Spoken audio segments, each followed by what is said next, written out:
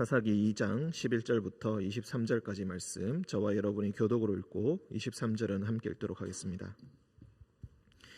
이스라엘 자손이 여호와의 목전에 악을 행하여 바알들을 섬기며 애굽 땅에서 그들을 인도하여 내신 그들의 조상들의 하나님 여호와를 버리고 다른 신들 곧 그들의 주위에 있는 백성의 신들을 따라 그들에게 절하여 여호와를 진노하게 하였으되 곧 그들이 여호와를 버리고 바알과 아스다롯을 섬겼으므로 여호와께서 이스라엘에게 진노하사 노력하는 자의 손에 넘겨주사 그들이 노력을 당하게 하시며 또 주위에 있는 모든 대적의 손에 팔아 넘기심에 그들이 다시는 대적을 당하지 못하였으며 그들이 어디로 가든지 여호와의 손이 그들에게 재앙을 내리시니 곧 여호와께서 말씀하신 것과 같고 여호와께서 그들에게 맹세하신 것과 같아서 그들의 괴로움이 심하였더라.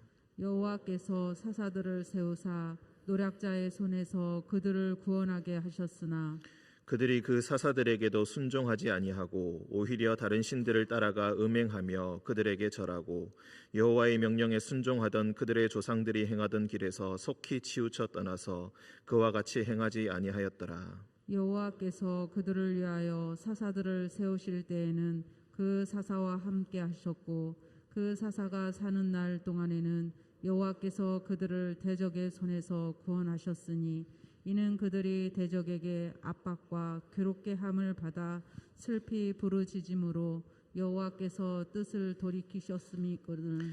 그 사사가 죽은 후에는 그들이 돌이켜 그들의 조상들보다 더욱 타락하여 다른 신들을 따라 섬기며 그들에게 절하고 그들의 행위와 패역한 길을 그치지 아니하였으므로 여호와께서 이스라엘에게 진노하여 이르시되 이 백성이 내가 그들의 조상들에게 명령한 언약을 어기고 나의 목소리를 순종하지 아니하였은즉 나도 여호수아가 죽을 때에 남겨둔 이방 민족들을 다시는 그들 앞에서 하나도 쫓아내지 아니하리니 이는 이스라엘이 그들의 조상들이 지킨 것 같이 나 여호와의 도를 지켜 행하나 아니하나 그들을 시험하려 함이라 하시니라. 함께 읽겠습니다.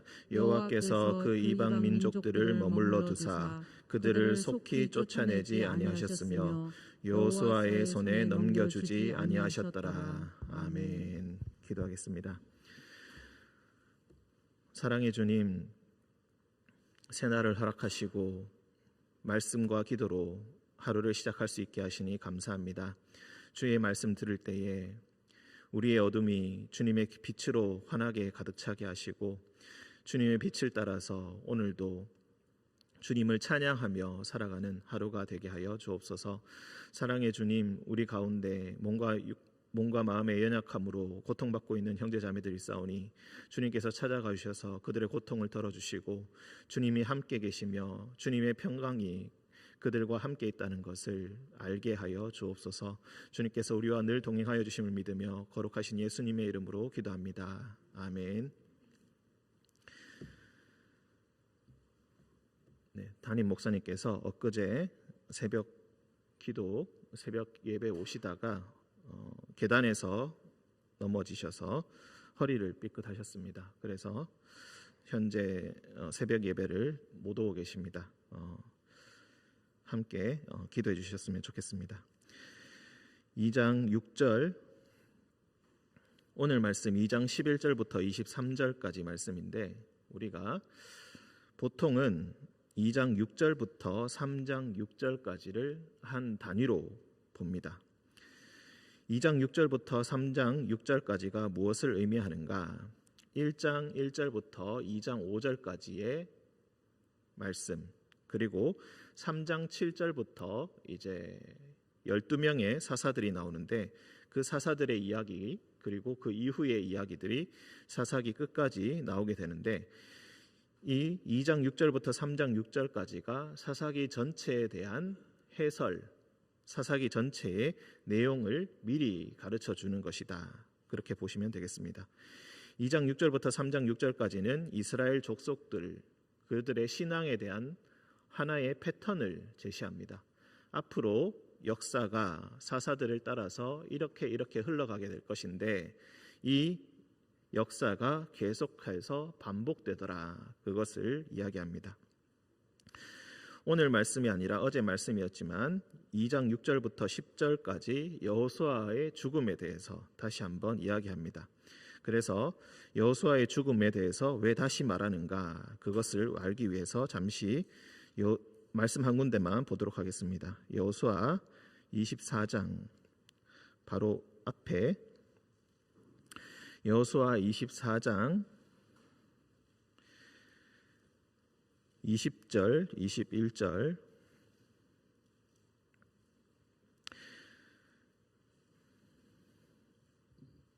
제가 읽겠습니다. 만일 너희가 여호와를 버리고 이방 신들을 섬기면 너희에게 복을 내리신 후에라도 돌이켜 너희에게 재앙을 내리시고 너희를 멸하시리라 하니 백성이 여호수아에게 말하되 아니니이다. 우리가 여호와를 섬기겠나이다. 여호수아가 죽기 전에 세겜 대회를 열어서 백성들에게 이야기합니다. 여호와를 섬겨야 한다. 오직 여호와만 섬겨야 한다. 만약 이것이 너희에게 좋지 않다면은 지금 이 자리에서 너희가 선택을 해라. 여호와를 섬기든지 아니면 너희 눈에 보이는 다른 신들을 섬기든지 선택을 해라. 그러니까 백성들이 우리가 결단코 여호와를 버리지 않고 다른 신들을 절대로 섬기지 않겠습니다. 그렇게 맹세했던 장면이 바로 오늘의 이 말씀입니다. 너희가 여호와를 버린다면은 여호와께서 너희에게 재앙을 내려 멸하실 것이다. 그러니 백성이 여호수아에게 오직 우리가 여호와만 섬기겠나이다. 그렇게 얼마 전에 이렇게 이야기를 했다는 것입니다.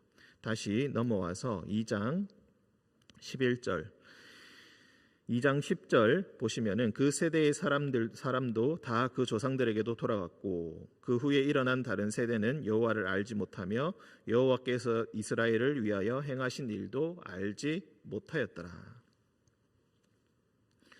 그 세대의 사람들은 다 잘 믿었는데 그 이후의 세대의 사람들은 여호와를 알지 못하였다. 한마디로 신앙이 전수되지 못하고 이어지지 못했다. 신앙의 맥락이 끊겨져서 11절 이스라엘 자손이 여호와의 목전에 악을 행하여 바알들을 섬기게 되었다. 그리고 하나님 여호와를 버렸다. 12절 다른 신들 그들에게 절하여 여호와를 진노하게 하였다. 여호와를 버리고 바알과 아스다롯을 섬겼다. 참 가슴 아픈 역사의 흐름입니다. 이전에 신실했던 세대들, 여호와의 영광을 보았던 세대들, 여호와께서 행하신 놀라운 일을 알았던 그 세대들이 죽고 나니 그 이후의 백성들은, 그 이후의 자손들은 자기들이 받은 그 땅이 당연한 것인 줄 알고 그 땅의 신들을 따라가 그들을 섬기게 되었다. 원래 그들 가운데 거하던 가나안 족속을 다 쫓아내지 못했기 때문에 그 가나안 족속들이 섬기던 그 신들을 따라서 섬기게 되었고 그들의 신앙을 받아들이고 그 땅의 번영을 위해서 이런 신들을 섬기게 되었다는 것입니다. 그러니 여호와를 버렸던 그 결과가 무엇인가? 14절 15절 여호와께서 이스라엘에게 진노하셔서 노략하는 자의 손에 넘겨주셨다. 그리하여서 그들이 노략을 당하고 그리고 재앙을 내려서 여호와께서 말씀하신 것과 같이 그들의 괴로움이 몹시 심하였다. 한마디로 여호와께서 징벌하셔서 외적의 침입을 받게 되었고 그리하여서 그들의 고통이 아주 심하게 되었다. 그런데 그들을 고통 속에만 내버려 두지 아니하시고 16절 여호와께서 대책을 세워주시는데 사사들을 세워주셨다. 그리하여서 노략자들의 손에서 구원하셨다. 진노로 인하여서 벌하셨다가 다시 사사들을 세워서 그들에게 구원을 행하여 주셨다. 하지만 사사를 세웠어도 그 본질적인 내용은 전혀 바뀌지 않고 17절 사사들에게도 순종하지 아니하며 다른 신들을 따라가 음행하고 절하고 그리고 그들의 조상이 행하던 길에서 속히 떠나서 조상들의 길을 따르지 아니하였다. 하지만 여호와께서는 그들을 위하여 사사를 세우실 때에는 그 사사와 함께 하셨다. 그 지도자 한 명을 세우셔서 그 지도자가 살아 있는 동안에는 그들과 함께 하셔서 그 대적의 손에서 구원해 주셨다. 왜 그렇게 하였는가? 이는 하반절 이는 그들이 대적에게 압박과 괴롭게 함을 받아 슬피 부르짖음으로 여호와께서 뜻을 돌이키셨음이거늘. 여호와를 버리면은 재앙을 당하게 될 것이고 그것에 다 동의를 한 바가 있고 그리고 마땅히 그 진노의 형벌을 받아야 함이 당연한 것인데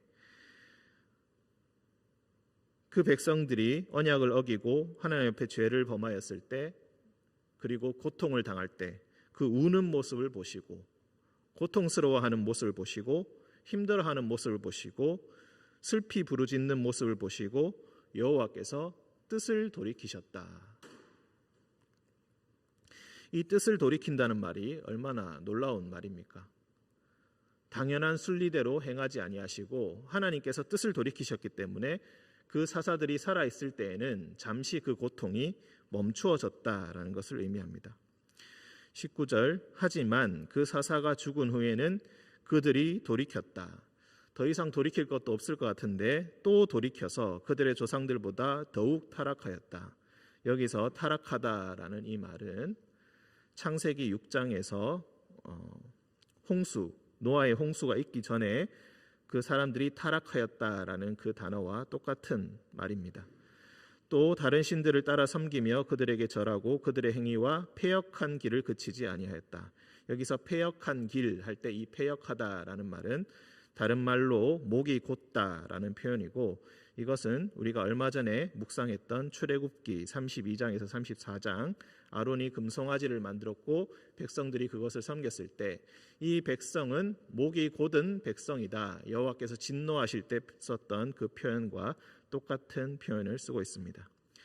이 구절을 읽으면서 당연히 창세기의 그 타락상 그리고 금송아지를 섬겼던 그 타락성이 함께 떠오르면서 이 시대 사람들의 죄악이 얼마나 심했는가를 우리에게 가르쳐 줍니다. 그러니 여호와께서 또 더욱 진노하셔서 이 백성이 내가 그들의 조상에게 20절 그들의 조상들에게 명령한 언약을 어기고 나의 목소리를 순종하지 아니하였은즉 남겨둔 21절 남겨둔 이방 민족들을 다시는 그들 앞에서 하나도 쫓아내지 아니할 것이다.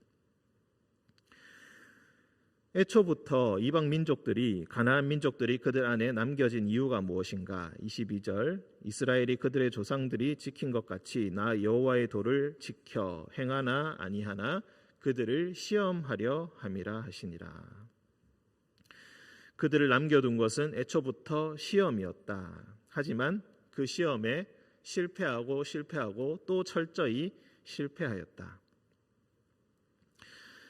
23절 여호와께서 그 이방 민족들을 머물러 두사 그들을 속히 쫓아내지 아니하셨으며 여호수아의 손에 넘겨주지 아니하셨더라. 왜 여호수아의 때에 전체 다가 쫓겨나지 않고 완전한 정복이 이루어지지 아니하였는가? 여호와께서 그들을 남겨두셨고 어떻게 행하나 이스라엘 민족들을 시험하신 것이다. 이렇게 이야기합니다. 우리가 이 어떤 그 사이클을 발견할 수 있습니다. 백성들의 타락, 여호와를 떠나는 것, 우상들을 섬기는 것, 여호와께서 진노하셔서 외적들의 손을 빌려 그들에게 침략을 당하게 하시고 고통을 받게 하신다. 그 다음 사사를 세우셔서 그들을 구원하신다. 그 사사가 살아있는 동안에는 잠시 평안을 누릴 수가 있다. 그 평안은 어디에서부터 온 것인가? 여호와께서 뜻을 돌이키셨기 때문이다. 하지만 그 사사가 죽은 후에 여전히 하나님의 은혜를 알지 못하고 돌이켜서 더욱 타락하여 더욱 패역한 길을 따르게 되었다. 이런 악순환이 불신앙의 악순환이 계속 반복된다는 것을 알 수 있습니다. 한 개인에 해당되는 것이 아니라 한 민족의 흐름이 이 사이클을 따라서 계속 반복된다. 우리가 알 수 있는 것은 역사가 더욱더 퇴보되고 있다는 사실입니다. 좋았다가 나빴다가 다시 원상복구되었다가 나빴다가 이런 사이클을 돌아가는 것이 아니라 그렇게 보이지만 알고 보니 점점 더 뒤로 물러가고 있다.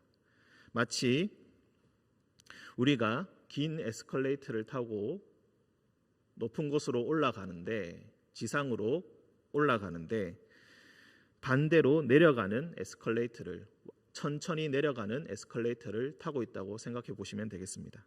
걷지 않으면 위로 올라갈 수가 없습니다. 가만히 있으면 계속해서 내려갑니다. 하지만 내려가면 내려갈수록 그 속도는 더욱더 빨라집니다. 신앙에 있어서 현상유지란 존재하지 않는다. 신앙은 앞으로 나아가지 않으면 뒤로 물러설 수밖에 없다. 더욱더 타락하고 더욱더 물러가서 마침내 여호와께서 너무나 타락하여서 홍수로 이 세상의 사람들을 쓸어버려야겠다라고 생각하셨던 그 타락, 여호와께서 이 이스라엘 백성들을 모두 진멸시키고 그냥 모세 너 한 명만 살려서 내가 지금부터 새로운 민족을 만들겠다라고 결심하셨을 만큼 진노하셨던 그 금송아지의 비극, 신앙에 있어서 현상유지란 존재하지 않고 오직 전진 아니면 후퇴만이 존재할 뿐이다. 그러니 우리는 선택해야 합니다. 언약을 선택할 것인지 불순종을 선택할 것인지, 여호와 하나님을 선택할 것인지 바알과 아스다롯을 선택할 것인지. 중간 길은 없고 현상유지란 없습니다. 순종과 불순종이 있을 뿐이지 중간은 없다. 중간은 오직 뒤로 물러섬 그리고 불순종밖에 없습니다. 그리고 이 패턴이 결국에는 사사의 시대 동안 계속해서 반복되고, 그리고 더욱더 우리가 의미심장하게 알 수 있는 것은 내일의 말씀이긴 합니다만 3장 1절 2절을 보시면은 여호와께서 가나안의 모든 전쟁들을 알지 못한 이스라엘을 시험하려 하셨다. 그리하여서 이스라엘 자손의 세대 중에 아직 전쟁을 알지 못하는 자에게 그것을 가르쳐 알게 하려 하셨다. 왜 이방 민족들, 가나안 민족들을 그들 가운데 두셨는가? 전쟁을 가르치기 위해서 그렇게 하셨다라고 합니다. 그런데 사사기 마지막에 가면은 베냐민 족속과 베냐민 지파와 다른 모든 지파가 전쟁을 벌이는, 내전을 벌이는 장면이 나옵니다. 스스로를 지키고 나라를 지키기 위해서 전쟁을 가르쳐 알게 하려 하셨다라고 하셨는데, 가나안 민족과 싸우게 하시려고 전쟁을 가르쳐 알게 하려 하셨는데 뒤로 가니까 자기들끼리 싸우고 있더라는 것입니다. 자기들끼리 분열하여서 서로 싸우고 있었다. 그것도 제사장의 첩 때문에 이런 일이 벌어지게 되었다. 레위인의 한 첩 때문에 온 나라에 내전이 일어나게 되었다. 전진 아니면은 끔찍한 타락밖에 없다. 하나님께서 사사기를 통해서 가르쳐주고 계신 것입니다. 오늘 우리의 신앙에 있어서도 마찬가지일 것입니다. 신앙의 현상유지는 없습니다. 앞으로 나아가지 않으면 뒤로 물러설 수밖에 없습니다. 이 나라의, 이 민족의 미래도 마찬가지입니다. 앞으로 걸어가지 않으면, 앞으로 뛰어가지 않으면 우리는 올라갈 수 없습니다. 올라가지 않는다면 뒤로 물러설 수밖에 없습니다. 이것을 위하여서 더욱더 다음 세대를 위해서 열심히 기도해야 할 것이고, 오늘 하루의 진보를 위하여서 더욱더 기도해야 할 것입니다. 이 기도가 우리 모든 성도님들의 마음속에 이 기도의 불꽃이 꺼지지 않기를 주님의 이름으로 축원드립니다. 함께 기도하겠습니다. 사랑과 은총이 충만하신 주님, 우리는 타락하고 패역한 길을 따라가지만 주님께서 그 뜻을 돌이키셔서 그 우는 모습이 너무나 불쌍해서, 부르짖는 그 울음소리가 너무나 가여워서 잠시 뜻을 돌이키셨음을 우리가 다시 봅니다. 하지만 여전히 우리는 깨닫지 못하고 가만히 머물러 서서 뒤로 물러나게 됩니다. 주님, 우리의 연약함을 주님께서 용서하시고 주님의 손을 붙들고 오늘도 십자가를 바라보며 찬란한 부활의 빛을 바라보며 오늘도 주님 앞에 한 걸음 한 걸음 나아가는 우리 성도들 되게 하여 주옵소서. 앞으로 나아가지 않으면, 걷지 않으면, 뛰지 않으면 뒤로 물러설 수밖에 없다는 것을 오늘 말씀을 통해 배웁니다. 주님, 이 가르침이 우리 가슴에 새겨져서 오늘 하루도 주님 앞에 더욱더 뛰어가게 하시고 걸어가게 하셔서 믿음의 진보를 이루고, 그리고 이 나라와 이 민족을 위해서 더욱더 열심히 기도하는, 그리고 이 나라의 다음 세대를 위해서 신앙의 교육을 위해서 더욱더 매진하는 우리 의림교회가 되게 하여 주옵소서. 주님께서 우리와 늘 동행하여 주심을 믿으며 거룩하신 예수님의 이름으로 기도합니다. 아멘.